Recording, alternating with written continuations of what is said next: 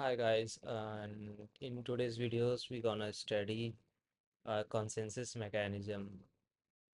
Let me fix my mic. What is consensus mechanism? First let's see why it is needed. Like as we all know, there are different nodes running on blockchain, and each node have to agree on exact data. Consensus mechanism is is what it makes this possible, like what makes it happen. So let's understand it from the beginning, like how it was introduced and what is the problem that it solved. So there is a classic problem in computer science called Byzantine fault. So in this, let's say there are hundreds of nodes running on a system, and everyone have to agree on exact data. So what if some computer crashed, or someone is attacking through that node? So this is a like really hard problem to solve.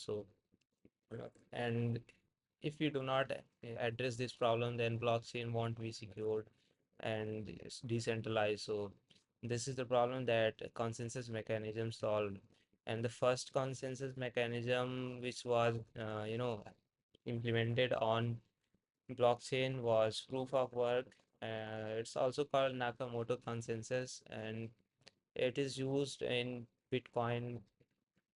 And so it goes like, let's say if you make a transaction on the Bitcoin uh, blockchain, so it finds, it solves a puzzle, like it's really mathematically complex, and then it uh, it is like, let's say in simple word.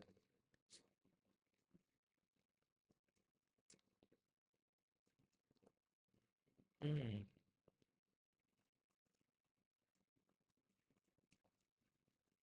okay, let me restart again. So I would, in simple word.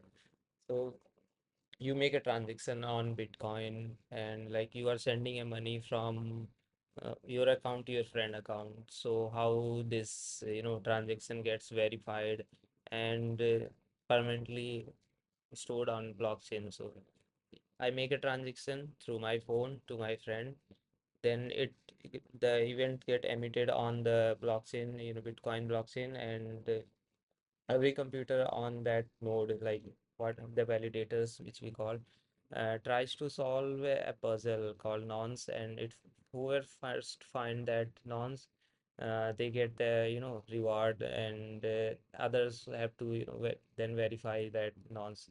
It is like really, the problem with this mechanism is like, in this system every computer is trying to solve one transaction, and that is really complex and mathematically heavy, computationally heavy, and it is like really inefficient. Like blockchain mining consumes more energy than some small countries. So in like 2013 or 15, uh, Ethereum was introduced with a consensus mechanism called proof of stake, and this was like really interesting. So what happens in this process is that uh, few like ETH, like Ethereum, like ETH is like a cryptocurrency on Ethereum blockchain. It's like native currency, so is staked on your, like, let's say you are validator on the chain, you, me, and like all our friends are validators. So we have to submit few amounts of ETH to the as contract, like contract, let's say on the chain, and only one is selected randomly through some process, and only he have to find a nonce, and other will just verify that. So uh, that selection is, I think, is based on the staking mechanism. How much did you stake, or like what's your reputation? I think all those things matters. We will discuss that in later. So if you try to act malicious, so the coins that were like staked on that chain will be taken from your account, and you might be banned. So this is the mechanism which proof of stake provided, and I think it's really awesome. But the problem with this also was like it's really not faster than proof of work, but it's not really fast.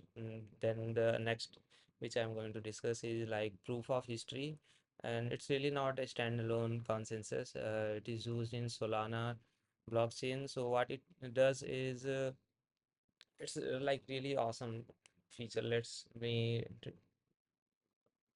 me explain you it in simple words. So let's say you are in a jungle and there are multiple people, like all your friends are there in jungle separately, and each time you see a big tree or reach near a big tree, you uh, try to announce that, hey, I've reached the this big tree. So uh, and everyone of your friends have to, listen that and verify that, okay, Mr. A have reached on that big tree. Then if someone didn't listen, or or majorly like 50% of your friend didn't listen, so you have to again uh, shout that I have reached here.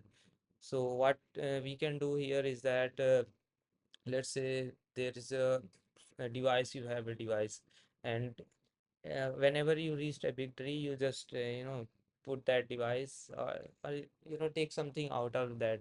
That device generate a product, let's say bread, and you put a bread on near that big tree. Then you move to the next tree, you put their bread, and you just keep on going in that jungle. So anyone who uh, so okay, anyone then can visit that tree, and he can see that, okay, Mr. A have reached here, there, and there, and that tree, okay, that bread was specifically designed so that no one can copies that, and it is related to previous bread. Like it takes some data from previous bread and mix it with some function and generate an output. So it is like that.